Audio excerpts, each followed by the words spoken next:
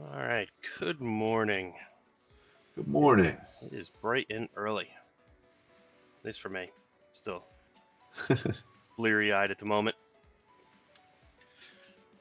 We are on adventure, which is very exciting. We've gotten through a lot of it. Let's see where we're at. We'll start Yeah, it's plan, right? So we can pick up our key. We're still able to move between rooms with the key.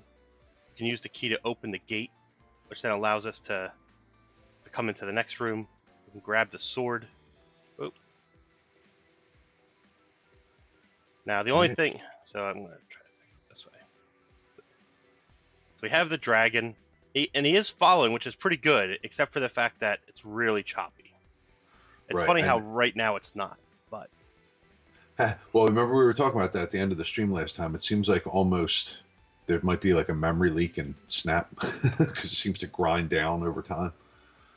yeah. I wonder how long it takes for it to. Cause I mean, this actually seems pretty good. Yeah, like that is the way I figured it would work when we were talking about it. Because this is the having the invisible sprite that follows, right? Yeah. Yeah, that's working pretty good. Now, when we were doing it at the end of the stream last time, it was not as good. No. It Oh. was, I mean, so there's a bug. Yeah. Yeah, that's something I wasn't expecting. All right. Well, There you go. that'll be Yeah, another thing Jack. we have to address. You might have a future in game testing. You mean just randomly running around? Is that what testing is? No. Sometimes. How one of my managers used to test my software. Actually, it was more just bang on the keyboard and hope it doesn't break. I remember said manager Yeah. at a large financial institution. So this is pretty awesome, actually. I have to say, like, I'm pretty excited about the fact that we've got all the data for the rooms, and it allows us to actually move around. It's neat because down here you can actually see the walls Yeah, change. the room. Yeah, the room changes. Like the costume, the walls Yeah, costume changes. I think it's That kind of is neat. that is pretty neat. I it's pretty funny. I was working with my student last night, and he's working on an adventure game as well.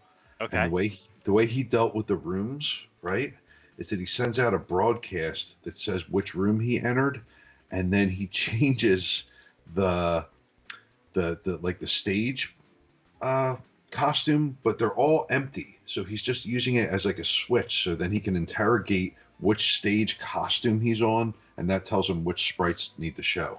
It was kind of a crazy way around it, but it was so interesting. So So it was. can you tell what stage you're on from the different sprites? They each, well, see, here's the thing. They have a ton of listeners for these different broadcasts. So he definitely needs to streamline his code and he's going to run into trouble. But the way that he leveraged the array of the background costumes to have so each sprite could know like what was turned on Uh huh. was pretty crazy. It was pretty Yeah. crazy. It was like kind of the way that we're using it was obviously less advanced, but the way that we're using the list here, it was kind of the same way around, but he didn't have, and he was doing it in Scratch, so the list structures aren't as good. And he actually figured out on his own how to kind of create that list of rooms using the list of costumes for the background. It was crazy, but That's it was neat. Yeah, kids that's are so pretty neat. smart, man. Yeah, that is great. Well, so I think I want to try because of the fact that we have this memory leak, and honestly, in part because we have to have two sprites to get this dragon to move around without turning. Hmm. I want to try seeing if we can do the vector, like doing trying to do a calculation to figure out which direction to move. Um, so I'm not. The thing is, I don't want to necessarily mess up what we're doing here. Can I like create a copy of this? Oh, can I do a Um, save as and then make yes, a you can. change? It'll create a whole copy, a separate copy of the project itself. I think that's what I want to do because I don't want to have to do all the other setup work for it. Yeah, technically you could like drop it onto a block, which is a weird sort of way, but it would save all the code blocks in there. so you could copy them back out. You know, it gives you that extra little code window. I could do it. Like if you wanted to save a specific chunk of code, Right. you could just do like make block, drop the code on it, and just kind of save it there. Yeah, but I have to do all this stuff around the sprites and comparing the variables and stuff like that. I don't. Yeah, yeah. That's So it's just gonna. do a save as, Yeah, because it's more than just a chunk of code somewhere. yeah, because I need to. Obviously, that would be what I would probably try to boil it down to. Mhm. All right, so now we're in the back. Because what I was looking at, right? So we have one of the things that we have in the variables is we actually have where the adventure is, right? So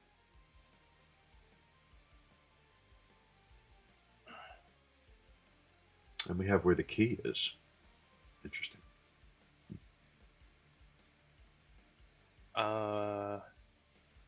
Yeah, I think that's more of an error. I don't think that was intended to actually have it here.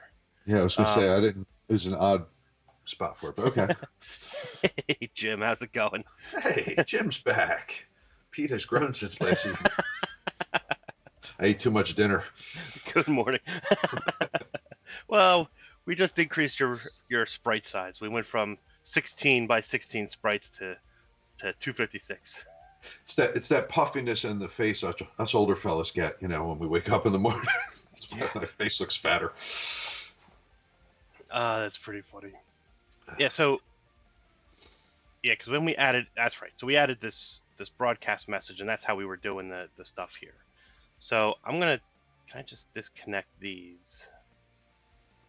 I'm gonna disconnect that, so these won't do anything. Okay. It's kind of like commenting it out. Yeah, right. So that's good. So now we were just showing and hiding, but I actually need to have.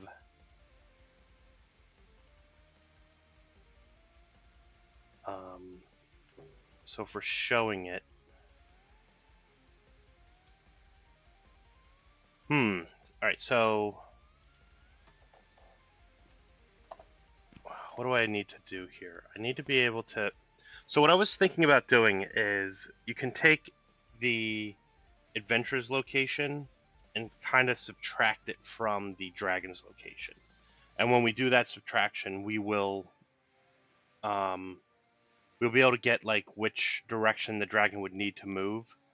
Mhm. And then we could use that to do that, to do the. I see. So sort of. So could you kind of use some of the math that we were doing in the bounding box, except that instead of wrapping that around, it's going to be like an external? Because that was sort of kind of doing that effect. It just was it was riding around. Yeah, but that was a pen. That was still, and it was still drawing it. It was still finding a box around it, right? So what I'm trying to do here is I need to find out, should we move up, down, left, or right, to get closer to the adventure, right? So we're trying to figure out what that movement's going to look like. And so what I was thinking we could do, and I may need to, I want to try make some variables for this sprite here. Let's say we'll do the diff x.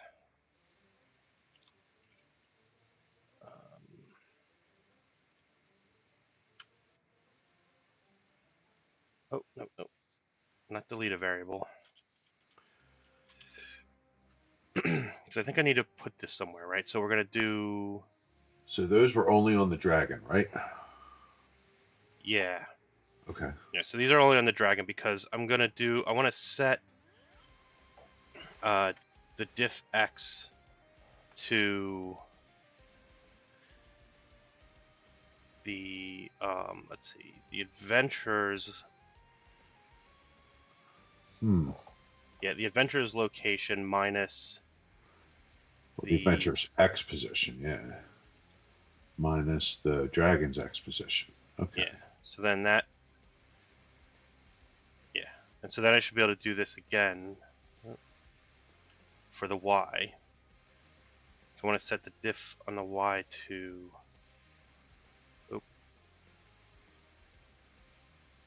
This minus the dragon's Y position. Okay. So that gives you your distance. Right. Well, yeah, that gives me the difference, right? And the thing is, we don't want it to move the full speed, and there's a couple of different ways we could have done this. Like we could do this where if we had actual, like, there's a type called a vector, which is basically really defining an x, y, and z coordinate, or vector 2, which is just x and y. And what the real goal of that is, it's a point, but it also gives you a distance. And so you can find an angle, and we could use speed and some other stuff to try to do this calculation. I don't want to necessarily do it that way. I'm thinking we can do it here where we just find whether it's a positive or a negative in one of the directions. So we could actually just kind of check to see, like... So would that be...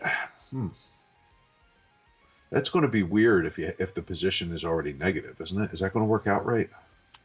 It will, because what we're going to do... Well, the position... It shouldn't matter. Oh, it does matter, because... Yeah, I think this is more of a mod operation or something. Like we need like a raw difference. Wow. I don't know. See, you're a mathier person than me, but that seems weird to me. Well, it seems...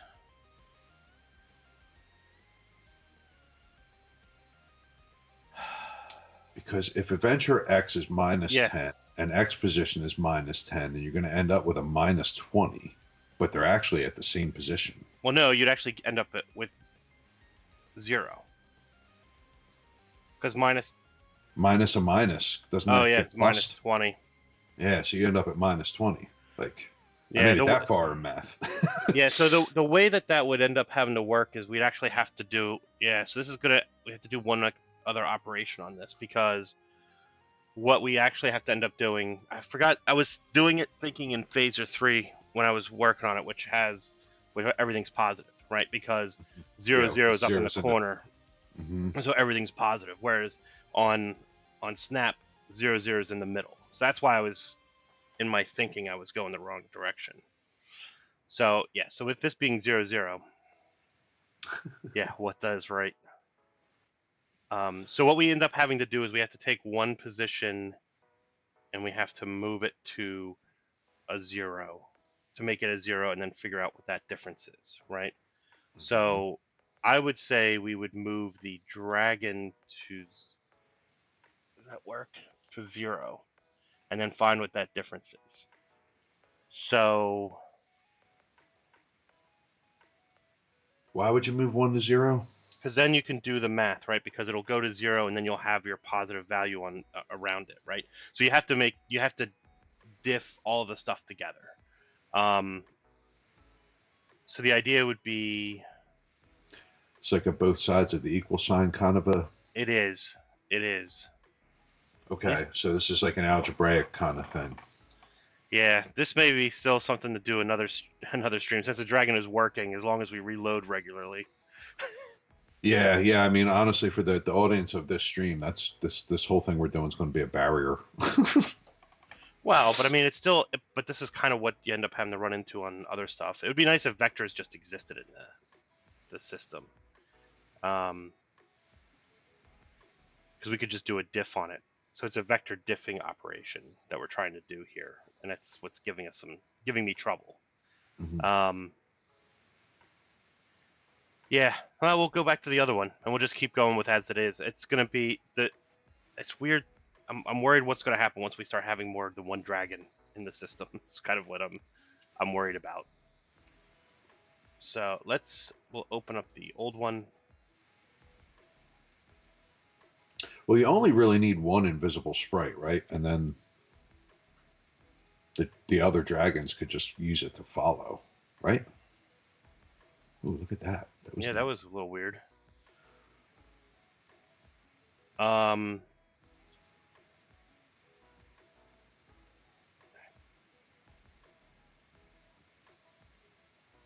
Just want to reload that. Yeah, it's a little weird. So we could use... I mean, it's possible. I'm not sure. Yeah, we have to know when it should turn on, because right now we don't, right? Basically, it's turning on when it's the dragon, right? The green dragon. Yeah, because he's in that room. So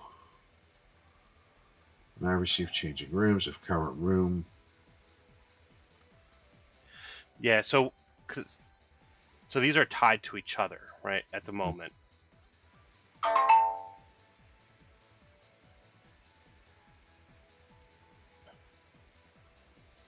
This only broadcasts if it's the current room, right? Because we hard coded all these values in here. So I want to rename this to something that's Dragon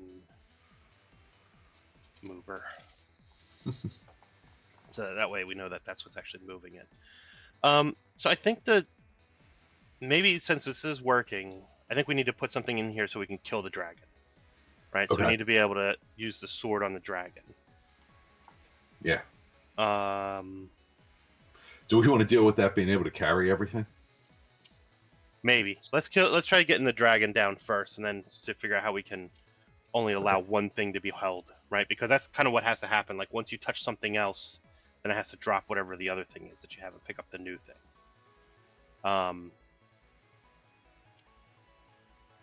So in here, where are we going to put this? Do we have to put it as a forever loop on the click?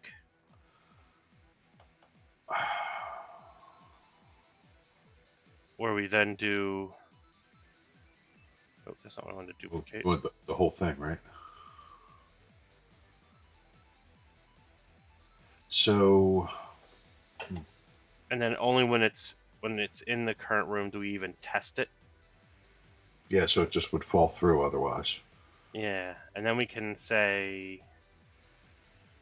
Oh, I guess we can actually just do this all as one operation, right? So we should be able to just say and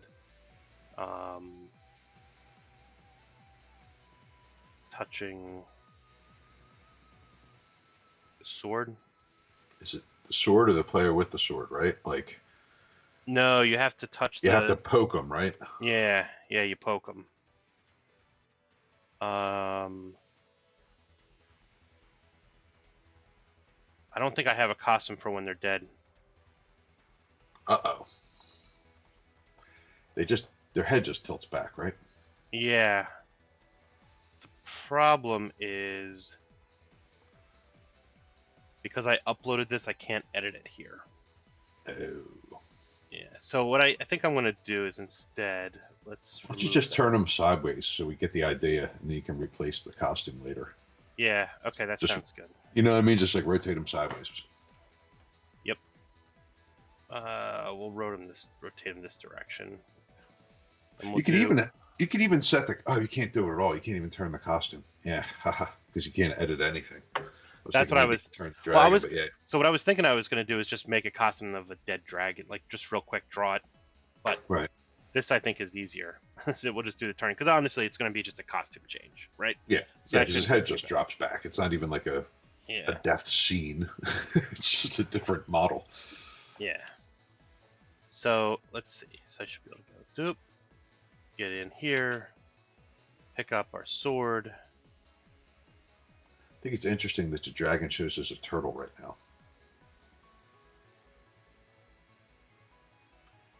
We broke it. We did break it. I mean, it was definitely moving. It is weird that the costume... I guess when I deleted the other one, it just selected the turtle by default, which is unusual. I guess you're like unselected. All right. Get the sword and the key.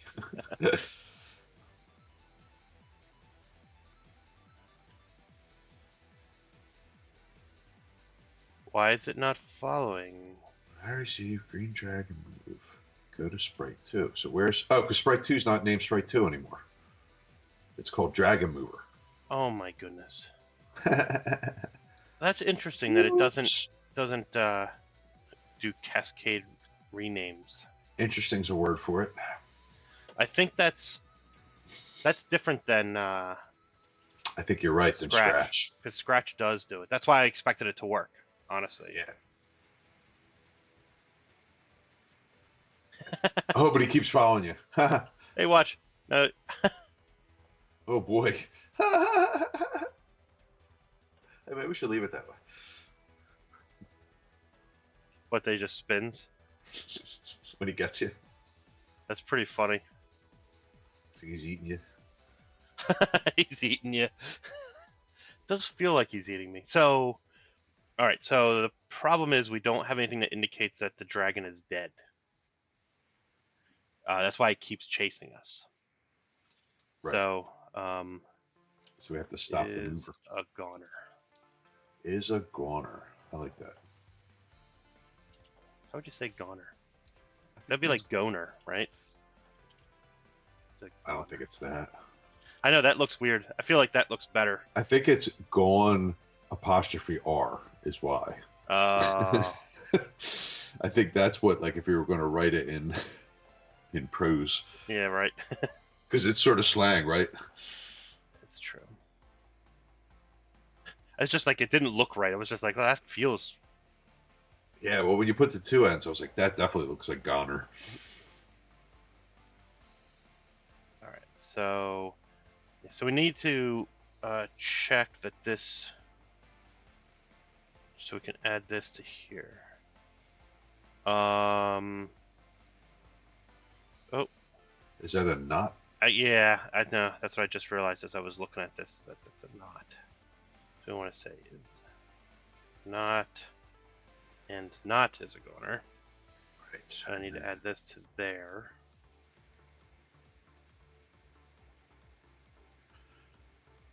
And then we have to set.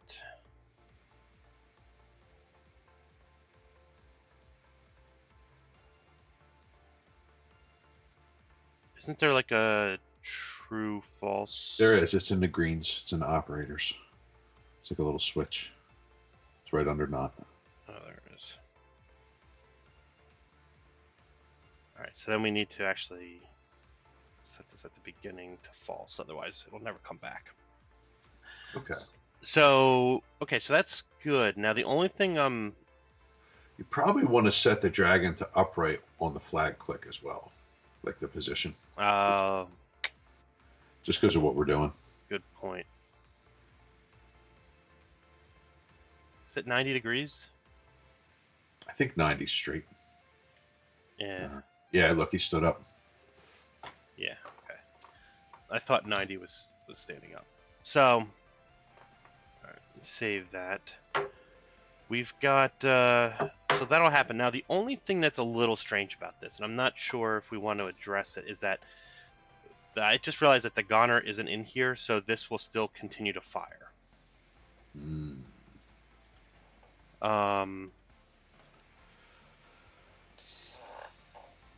Should we put like a stop all scripts or something in there once the goner gets set? Because you can. Show me how to do that. So are we on the? Probably want to do it on the dragon. Are we going to recycle the mover, or are we going to? I don't know. You tell me. All I'm right, 'cause following your lead. All right, so go back to the other code we were just looking at for a second. All right, so in here we're saying if current room number, point towards adventure and move. So this is the. All right, so go back to the dragon and let me see. So where's the piece? So when I receive green dragon move. Yeah.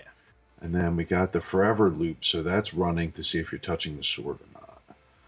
So once you set is a goner, you could actually, if we're not going to use this dragon anymore, I think we can, instead of doing the true, we might be able to do in control. I think there's a stop. Okay. I'm trying to think. All right, so see what's in the drop down for stop, because it's a little different than scratch, and I'm sort of getting confused which one's which.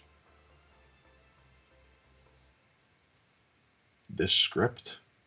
So that would stop the dragon loop, but it would not stop the other one. Right. What is that? What does this end up doing? It should just basically turn off all the stuff that's happening on the dragon, so the dragon will just be kind of dead there. Like it'll stop all the loops and things. Or maybe just that loop. I I think it's just going to stop the one that's on the flag click. It's not doing anything.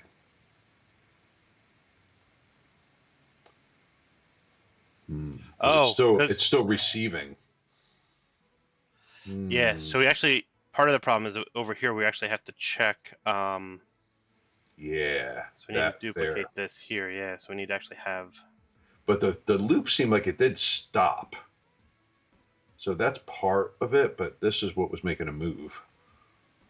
Because he stopped rotating, right? Yep. Yeah, the rotation stopped, which is good.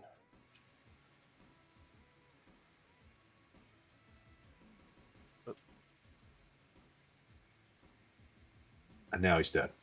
Yeah. All right, and if we had another dragon following the dragon mover, it would still be following you. Yeah. So I don't know if that's a good thing or not. I know. I think so here's what I'm concerned about. I think we may have to have a dragon mover for each one. Jim. That's funny, Jim. The dragons lean back like Snoop Dogg in a 6'4".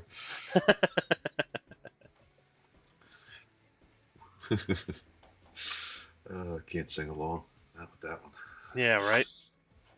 So, I mean, so we're killing them. So we've been able to get the dragon. We're able to use the sword. The only thing is, so this thing is still going. If we were to try to reuse this for multiple dragons, we would have to know which dragon was visible. What if two dragons got into the screen at the same time? Yeah, they should both chase you, but they would lump together. They would both go to the same chaser. Right.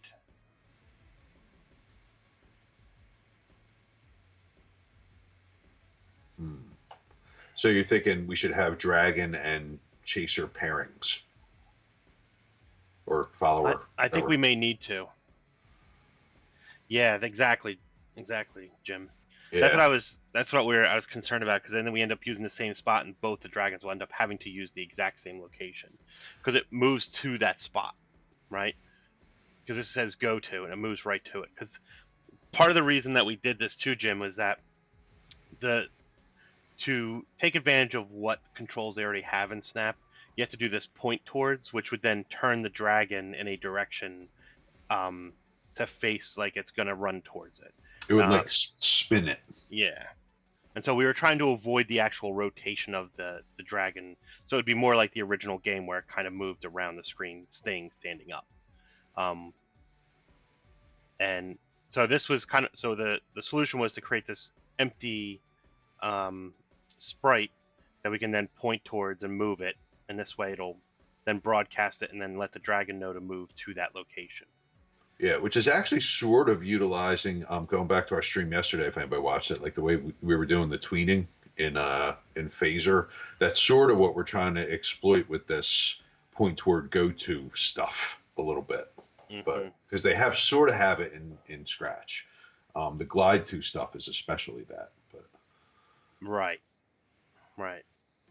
Yeah, the glide has its own set of problems, though. Yes, it does. All right, so if we had basically a mover and a dragon as a set, I don't think there's anything particularly wrong with that. We're not going to have like 1,000 dragons in the game. No, we only have 3. Yeah, so it's not terrible. So I think what would be good then, though, is that I think the green dragon. We'll put all that test stuff in there and let it stop. Well, I don't know. Well, we have to have it in both. I think. Yeah. Right. But I think what we need to do is move I think the green dragon that is a goner has to be public, right? Like global. Yeah. That was weird. You could broadcast back to it if you didn't want to have a global variable for it. You could send it a message. We could do that. I don't know. I'm just thinking about, because really you're talking about having 3 variables, 3 global variables. Yeah. Well, that's exactly what I was thinking of. Well, here's part of what the reason I validated it for myself by saying, well, that's really game and level state information about which dragons are alive and which ones aren't. So it made me feel like, oh, that's legitimate. So that's why I did it, right? Right, even if you're never going to technically interrogate it, because like once the green dragon's dead, it's out of the game. Right. Like, Right. It aside doesn't. from its corpse, we don't need it to do anything except be there. Yeah, I know. That's kind of why I was like, I think we can get away with it. It's not like you're getting points for it, or there's something additional at the end of the game that you get if you killed all the dragons or anything like that, right? Right, we just need that show and hide piece to still run. Slayed the dragons. I think that sounds better. Slay. The Yeah, so then we could just have a broadcast on here. We could say Does it send? What is it? It's a oh, here we go. broadcast.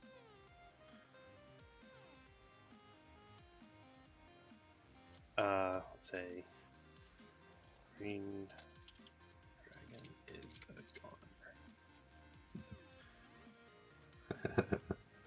There we go. So then we can come over here. Oh, you know what? I also need to change this because I switched it. Ah, yes. Now look at us learning. Right? Alright, so then I need to do when I receive.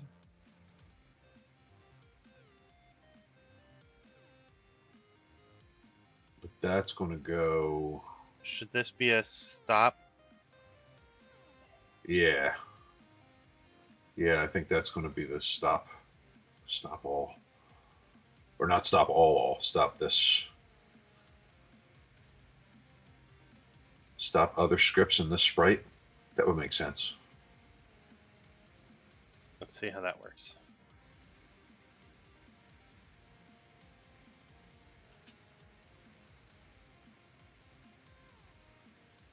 I'm only ever going to be able to play the first portion of this game.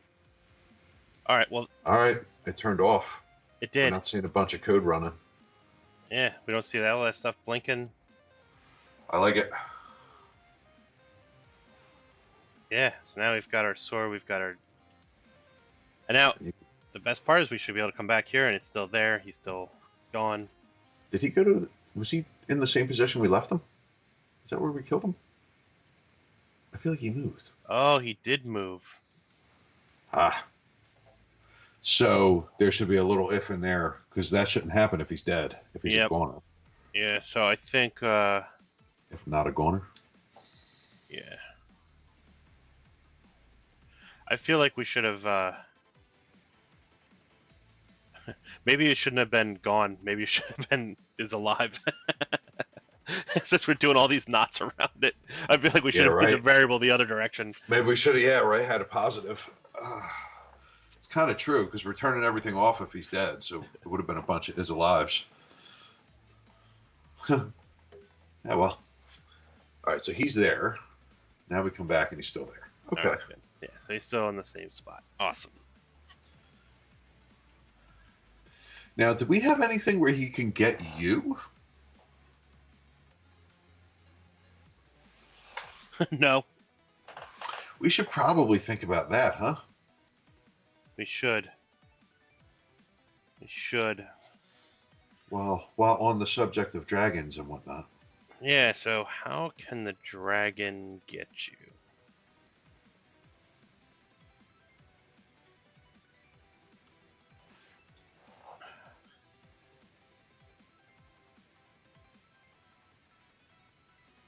So let's put in... So is it a one-hit deal in the real game? Yes. Yep. Yeah, so you get hit once. I think you can... Yeah, it's one hit. I don't remember if it just automatically jumps you right back to the start screen or like back to where you started. Yeah, like what I can't remember what happens. Like, do you lose the whole adventure or do you go to like, I feel like you just go back to the first screen and you're done. Because that's the way, yeah, back to the start. Yeah, because those old Atari games, that's kind of how it was. It was like you got either a set number of men or or whatever. But once you exhausted whatever the game allowed you, that was it. You just started over, much like the old coin op, because that was the mentality, right? Well, except the thing is that the big difference was this game kind of kept all the state, right? So here, let me. Even after you died, though. Yeah. So Okay. so watch, like, so I'll leave the key in here. I'm gonna go and get killed. Ah. And that's it. Oh, his mouth popped open. Oh, now. Wait a minute, that's weird.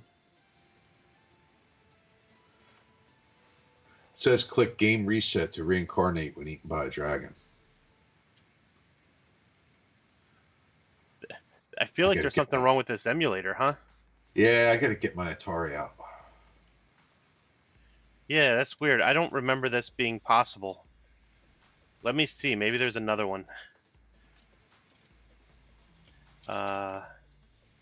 So Jim's saying the items stayed. So the keys and things that you grabbed and the place where the bridge was on the maze and all that stay, but you go back to the beginning.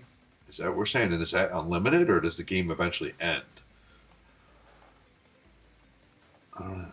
I thought it was unlimited. It kind of seemed like you could kind of keep going. Right, like keep the adventure rolling. Yeah. But you'd have to find your way again. It was sort of big. Yeah.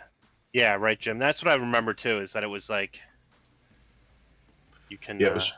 You just had to go back and navigate the whole maze of it again. Was your penalty.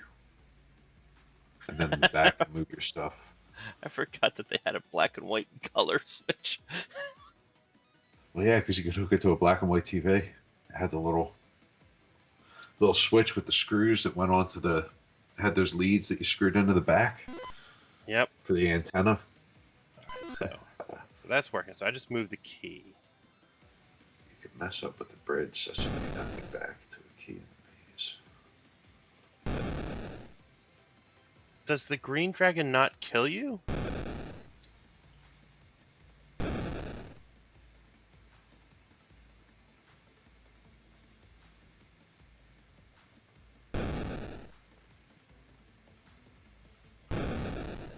This is weird. Like, I don't remember the game working like this.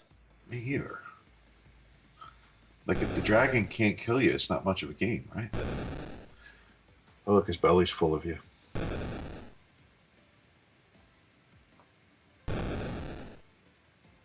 Yeah, that seems... Maybe it's one on a different I think there's the bat.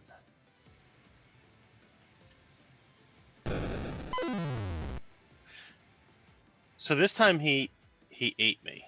Oh. Yeah, and you're... Oh, you know what? I think You're stuck inside him? Yeah.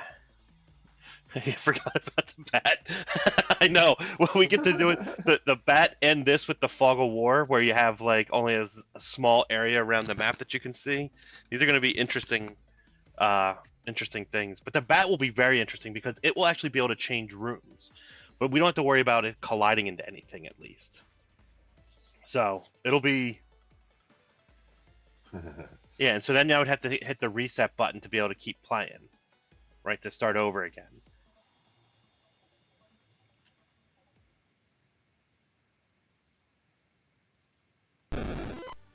Oh, so I could get away from the dragon if I don't get... Oh, but now he ate you.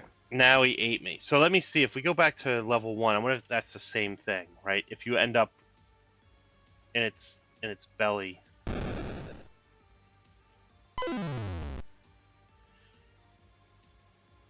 It feels like the emulator's broken. Yeah, it feels like it's not dealing with that correctly.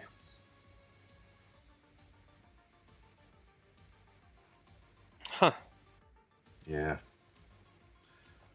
Well, I think I know what I'm going to have to order next. I think I'm going to have to get an adventure console.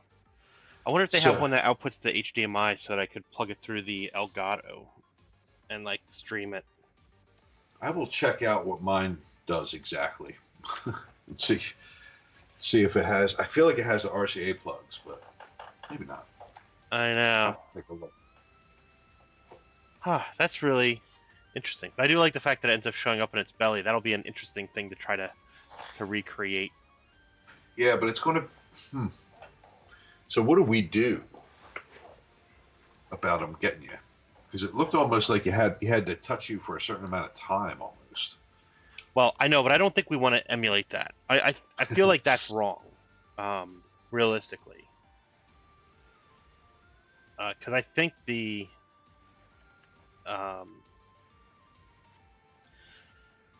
I think it should. I think once you touch it, maybe we should actually have it. Yeah, I think we should have it kill you, and I think maybe we should have it do the little blinking, and then after a certain period of time, send you back to the start screen. Okay. I think that's at least something that we can get started on, right? Yeah. Well, if we work out like the way the touching is going to work, then we can work out the rest after. Yeah, like and what's going to happen once it happens. Right. I'm with Jim. I don't know. I'm confused as well. I think the emulator is bad, and I bet you there are probably all the same emulator. Like that's all the same. Whatever the conversion or whatever the converted code is the same.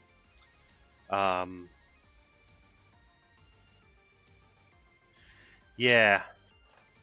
So should we have the adventure know that it hit the dragon, or should the dragon report that the adventurer got killed?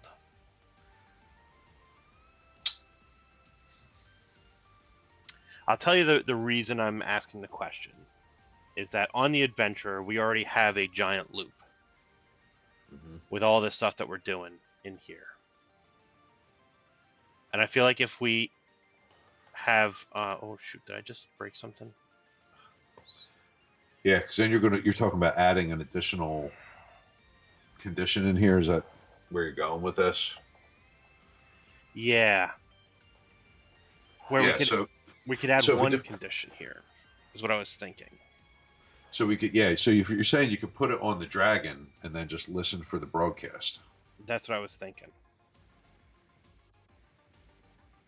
You could even change that forever to like a something you could start and stop, even. Dependent. Well, we'll see. We'll cross that bridge when we come to it. But yeah, I like your thinking in terms of let the dragon know. Yeah. So, because it doesn't matter how you die, right? You just die, and so it doesn't really matter too much. We can do something whether we want to put it into the belly or not, but I think as long as we can have it so you die would be good enough. So, I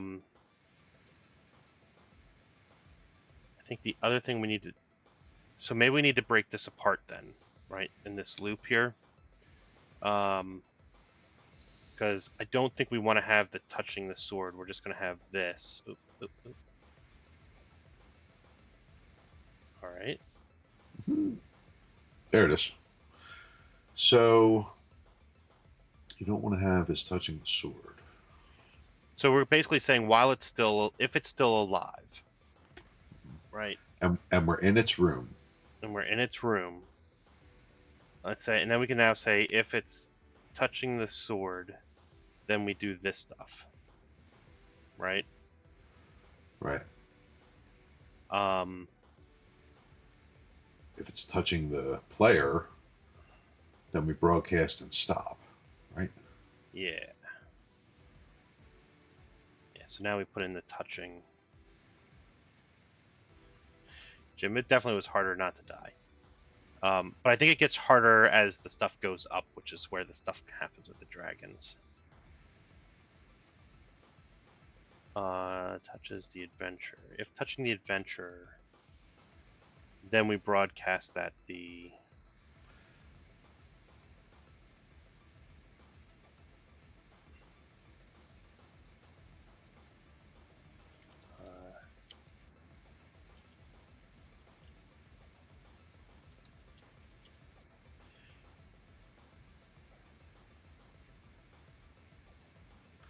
Well, are we going to have to click the flag again? I don't think so. So maybe we don't want that stopping there then, because technically we don't want to turn the green dragon off because the game's going to continue. We're just going to move the player. Oh, okay. I gotcha. Yeah. So this will then pump it back up to the top. So then over Yeah. here,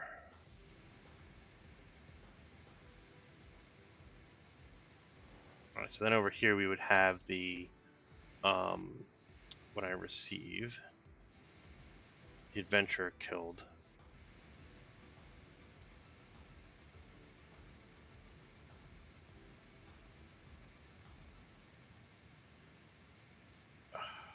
Oh my goodness. All right, now get this back here.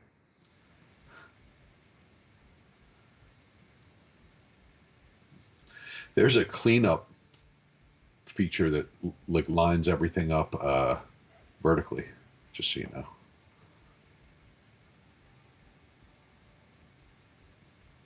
So you can Oh, just look at all scroll this through. stuff here that does nothing. Yeah, it's just hanging out there. Yeah, let's get rid of that. Clean up again. Yeah. I wonder if we should do something like yeah, I think that's okay. So I think that will actually, that should then send them back. I guess I didn't need the sword.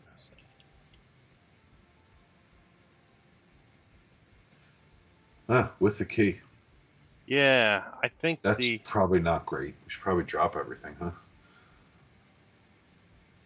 I would think so. Definitely would think so. Drop it where you died. Yeah, so I think in Jim, any comments?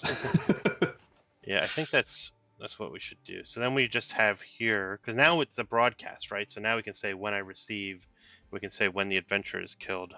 Yeah, drop everything. Yeah.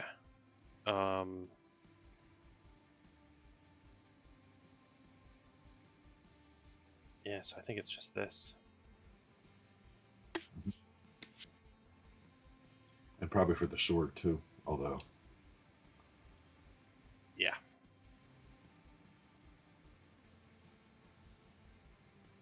So that worked, right? Because now it's whoa. No. Something is triggering.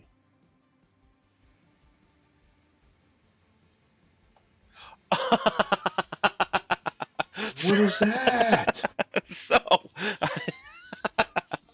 So I think what we Oh no, are we hitting it again? so Like here's hitting what the invisible one? no. Here's the problem. Okay. I put the if outside of this, inside the forever. Right? So what's happening is this gets triggered because the dragon is in this spot right here, right? Yeah. So if I actually come over here, I should be able to hit him. Maybe I can't. Maybe it's too. That's what I was saying though, where like he's invisible but he's still there. So you're hitting him and then it's hitting that code. How come I can't seem to? Maybe it reset all the way now. Oh, you know what? I let me start over again. But yeah, so you should be able to run into him up here. Why is he not there? There you go. I ran into him. There you go. You hit him. So, it's interesting. So I think if I move this should solve it if I move it up there. Because then you'll have to have the room right. Yeah. So I shouldn't. But I have to run around here and see. Yeah, you're not hitting him. There he is. Ooh, it's bogging down a little. Yeah. Well, we're back to the. Whoa.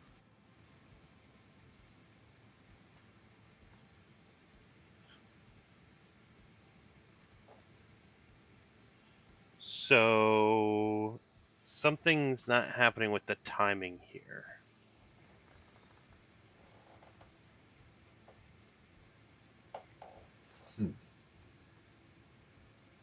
So yeah. So here's what I think it must be happening, right? Because you can see this says if it's held, then it sets the current room number. So what happened was it shot up to the top there. So the key was actually hidden underneath here, so we couldn't see it. Right here, I'll show you. Let me start this over again. I'll show you real quick.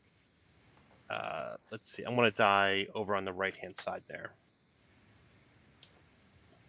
So if I stand like right here, Okay. you'll see the key stayed with me. Okay. So it dropped, but it also changed rooms because of the broadcast portion here. Okay. So, there is a broadcast and wait. I don't know if that'll solve the issue for us because.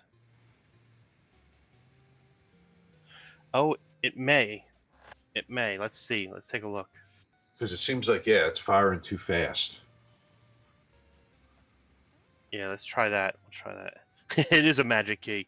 Well, keys are magical. It opens a castle. Let's try putting this. Maybe that will help.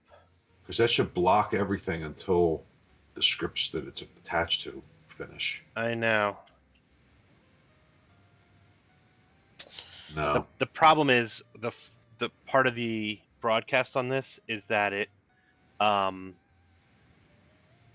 actually is the thing that's broadcasting that it did it, right? So I think what we may need to do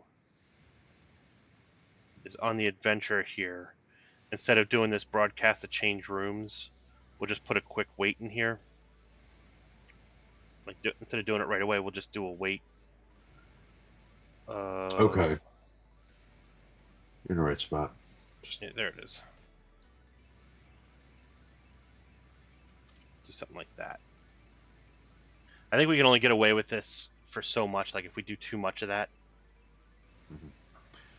Yeah, just adding that little delay, because it's kind of artificial, but it did it.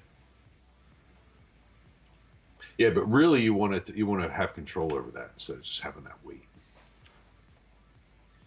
Yeah. Well, I mean, true.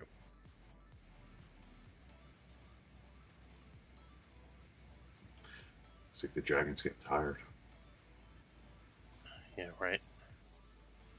Yeah. Well, I mean, it definitely is starting to get choppy. I think what I might do is maybe I'll try to let me save this, save where we're at, and I'll just do a reload. That may help. But we are getting close to the end of the stream here. We only got a few minutes left. See, when wrote the game, I feel like he had a very different experience. Yeah, well, he was also writing it in assembly or something, right? Yeah. Something low level. What is happening? I do not know. It's weird. It started off with the wrong room.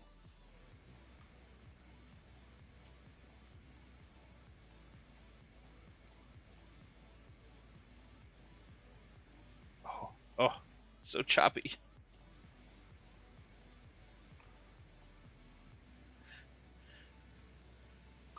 I think, Jim, I think if he was writing it, if he had this to be able to write it in, he would have probably had it done by now. It took him, it took a while to do it the way that he ended up having to do it. Yeah, well, we're only putting in like an hour a week here too, you know? Aside from some drawings and things, but like the programming. And it's block code, so it's severely limited. It's like almost everything's a hack, right? Because you got to figure out how to work around what's given to you. You're given such a small set of tools. Yeah. Oh. It's Adventure Plus. You can carry 2 items. Yeah. Kill it. Oh, yeah. Look, he's dual wielding. It's dual wielding. Ah, that's pretty cool. I didn't know that he had written the basic programming for it. Huh. What's that? Makes it weird. Oh, it does feel like a constant hack. Yeah, well. I think though all game programming is kind of a constant hack. Um, there was a great series that yeah, there we go, workarounds. There was a great series on ah shoot Pete, it was in our Slack that we have like that goes through like all the different stuff that people and game developers have gone through to try to make the next generation game, right? Because part of the thing with game development is that you want to make the next big thing, and so they're always pushing the boundaries of the technology and the hardware, and so there's always trying to come up with ways to do stuff. Like there was trying to remember which game it was, but there was some memory that was on the game system that was not technically accessible. So somebody gave them the code base for the developers kit, and they were able to figure out how to free up like an additional like uh, 60 megs or something like that allowed them to add all these new 3D graphics to the game. And so the fact that they were able to start taking advantage of all this additional memory and having to create these memory movements to get this stuff done, it just shows that there's always constraints around development, game development, whether it's trying to do it inside a Snap or trying to do it in something else that's not ready to be able to do the thing that you're thinking of. I feel like you're always doing this kind of thing. Yeah, um, and honestly, even the philosophies are a little bit different than business programming. They just are, like the way it works. Um, I've had to kind of explain it to some of the coaches before, because like they're going to school to become business programmers, so that the different exercises and things that they're given don't have like the concept of like this thing is always running and then you're going to interact with it. It's more like the stuff we've done, John. It's more, I try and explain it like the business program is like a vending machine. Like until you go over there to interact with it and do some piece of work, it just sits there waiting for you. Whereas like a game is the opposite. It's always running, and then you get to touch it and change the way it runs once in a while. yep. But you know what I mean? So it's a whole philosophy of how you approach that problem is different. Yeah. Well, you know what? It's funny because in the game loop is something that you actually deal with, whereas in programming, typically, so much of it's event driven that the stuff that you're writing doesn't actually execute until it's hit. But Yeah. that event loop and the main loop exists in the code somewhere. You're just not owning it. Whereas in Yeah, game you don't programming, have you to own it. interact with it. Yeah, Yep. where, yeah, exactly in game, because the game itself is like the program itself. A game runs more like a lawnmower, where you just start it and it goes. Yep. You know, I mean, if you're not careful, you'll cut your face off. But you know, like it just goes. Whereas like you Yeah. have to interact with like a business. Yeah. Oh, So Jim, yeah, there was the Myst video. So that Myst video, but there was a whole series of that, right? There was a series, and they were talking about a whole bunch of different games. Myst was one of them. Myst, they were trying to solve the problem of how do you store information on CD-ROMs to make it fast enough to actually load up quickly, because that was the problem they were running into, is that CDs were brand new, and the speed of CDs were wildly different between like what you could get commercially versus what that mm, the top of the line stuff was still pretty fast, but it wasn't fast enough. It still was like slow. So they had a lot of stuff that they had to solve there. So what I thought was great about that series was the fact that it talked about the challenges that they came across and how they tried to overcome them, and that sometimes the fact of trying to overcome the challenges actually what came up with a new way to make the game interesting. Um, and so because there was another one in that series that was, and I've talked to Pete about this one, was the one for Prince of Persia, and like what he had to do, like because he had such a limited amount of memory. Because when he started doing it, he wrote it for the Apple IIe, because the Apple yeah. IIe was still big when he started, and then PCs became the next thing after that, and so he had to kind of figure out how to change it over, because by the time he had finished it, the Apple IIe was already on its way down. So, but it was neat all the challenges that they go through. I should try to share that series. But if you go back and look at that Myst video and look at the other ones in that series, that was where some of the really good stuff was. It was neat. So, Yeah, but it is now 10 o'clock, and I think that it it is. is time to start the weekend. All right. Oh, Well, really, Jim? They had no idea there was a Prince of Persia before PS1. The funny part, really? Oh my God! I played the heck out of that thing at school. yeah, yeah, there was. I. It's funny. The first time I played it, I believe I actually played it on a Commodore 6. No, on Amiga. Was the first time I played it was on an Amiga, I think. Yeah, I Was remember it? them having it on the school computers. I feel Oh, like they might have even been Apples. Like, was there an Apple release? oh yeah, yeah. There was definitely an Yeah, Apple IIe release. with like the Um, monochrome mhm, monitors and everything, right? yeah, Yeah, I remember yeah, playing it on the green monochrome monitors. Yeah. yeah. The Commodore Amiga was that was like where some of the best stuff that was going on right at that time because when it came out, it had all the stuff. It had like an actual graphics card and stuff like that that it actually used that was able to do a lot more than uh, any of the computers. I'm surprised the Amiga didn't make it. Um, I don't know what they did wrong. They just messed up something. They existed in a niche for a long time, longer Oh, than you think. well, in Europe they were huge. The Amiga lasted a long time in Europe. Yeah, Um, and certain creative endeavors were just very heavy in the Amiga. well, it's because they had the 3D renderer that they had Hmm. because it was it Babylon 5 used the Amiga's tools for doing their first season of production. Yeah, yeah, and they were still like doing new stuff with and for the Amiga, like up into the 2000s, certainly. Yeah, I was trying to figure out. I can't remember what that was. What was it? Um, Amiga? Was it Lightwave? Yeah, Amiga Lightwave 3D was like one of the first like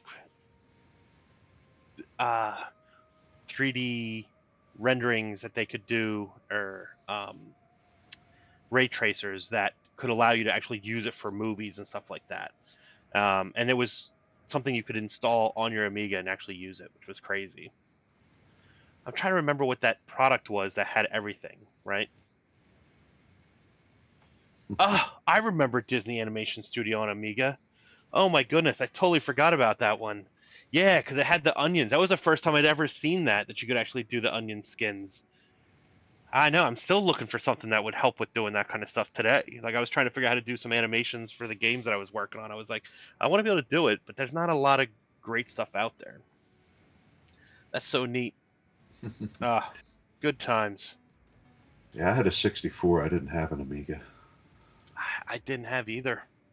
My I got the opportunity to play with that mostly going over to my cousin's house because my cousins had it, and I only saw them twice a year, so I got to try that stuff out twice a year. Ah, good times. Ah, the Yeah, history. right, right. So All anyway, right. Yep. all right, guys, viewers, friends, family. I think we've reached that time. We have a wonderful weekend, and we will see you on Wednesday. Yeah. All right. Bye, everyone. So long, everybody.